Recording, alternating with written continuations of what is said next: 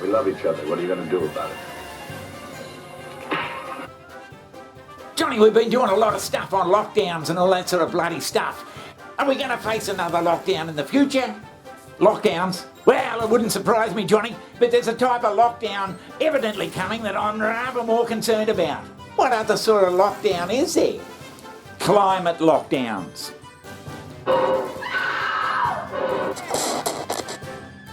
Climate lockdown?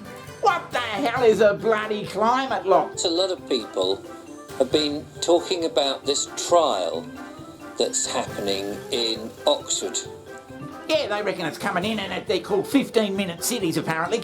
And that's because you can walk or ride your bike within 15 minutes of where you live. Well, that doesn't sound too bloody. That sounds pretty sensible. But it does look a good idea, Johnny, on paper. But there's all sorts of bloody social problems this can lead to. Jesus Christ! But the problem is, they're going to be fenced off in zones. The reason real estate is about to be so cheap is because Oxfordshire is being turned into the world's first open-air, free-range, World Economic Forum prison. And yes, I am exaggerating a little, but not by as much as you may think. What? Oh, Jesus. How does this one? Because I'm going to give you a very specific warning, and you won't hear it from anyone else. I believe we are facing a sinister threat to the freedoms and everyday liberties that we and our grandparents have taken for, and our parents have taken for granted all our and their lives. Yeah, it sounds like something out of 1984, Johnny, but everything around these days sounds like out of 1984. I don't think anybody in politics has read that fucking book. But apparently they're going to have some sort of a bloody invisible zone or a real hard zone, and if you drive through it too many times a year, you'll be fine.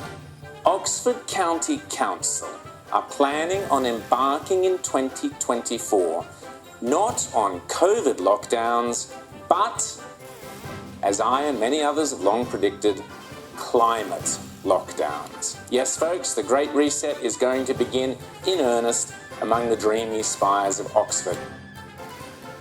How will it work? Well, scarily, much of the infrastructure of oppression and surveillance is already in place, as it is here. How do you think that's going to bloody play out? How? Roadblocks stopping most motorists from driving through Oxford city centre will divide the city into 6 15-minute neighbourhoods. He insists the controversial plan will go ahead whether people like it or not. What they're doing, whether people like it or not. Whether people like it or not. There's your COVID mentality at work. The Oxfordshire Council will place electronic gates on key roads in and out of the city, confining residents to their own neighbourhoods. Even the Times newspaper has reported on this travesty without batting an eyelid, that motorists will be fined simply for leaving their neighbourhood once too often. Now, the figure is 100 times a year. Driving out of your little bloody zone, you're allowed to. Thank God for that. Which is twice a week, for Christ's sake. Johnny, are you saying that if people drive out of the boundaries of their fucking 15-minute city, they're going to be fined? And the idea of that is to keep everybody in this little fucking zone, Johnny, so people don't go driving around willy-nilly wherever they want to, whenever they want to, heaven forbid, and it keeps everybody basically locked in. And this is coming in Oxford. But Johnny, how will they control all that? How will they do it? Every resident will be required to register their car with the county council, who will then monitor how many times they leave their district via number plate recognition cameras. People can drive freely around their own neighbourhood and must apply for a permit to drive through the filters and into other neighbourhoods, which they can apply to for up to 100 days per year. The council will then track their movements via smart cameras positioned all around the city. If any of Oxford's 150,000 residents drives outside of their designated district more than 100 days in the year, he or she can be fined $150 a pop. Number plate bloody recognition, Jesus Christ. You start policing it, Johnny, in these little bloody areas. You get people knocking on your door and saying, by the way, we're just reminding you that you've overstepped your bloody permits. And this is just a friendly reminder that you're not to do it again.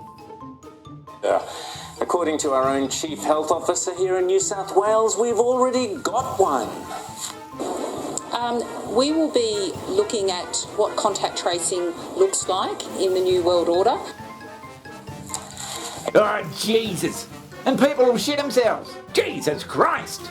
Yeah, people will be scared. We've seen in the last couple of years, if government says something, enforces something, everybody bloody shits themselves and they'll do as they're told. So, you'll have people, kids, mums or whatever, too scared to go out of the bloody zone because they don't want to cause any trouble. And if you've got to fill in some fucking paperwork or fill in a permit for going outside well, I suppose it does lend itself to bloody... You can catch the train to work. That'll be the bloody solution. We'll get onto that in a minute. But also, it's rather worrying, isn't it? Because this is a trial which, if it's successful, which, whether it is successful or not successful, I just get the impression that it will be deemed to be successful regardless, so that it can be rolled out in all the cities and potentially, I suppose, towns. In a city is somewhat insidious and quite, well, almost, would I go so far to say evil? It is very strange and extreme. I would say it's an extreme idea. I mean... So there you go, Johnny. It'll start off all friendly and everything, and we'll be helping people out and providing all these bloody helplines and all that sort of bullshit. But give them 10 years of doing this, and it'll just be another fucking bureaucratic nightmare. We're not talking about Asia, we're talking about fucking Oxford. And basic human rights and freedom nightmare, Johnny. Mark my bloody words.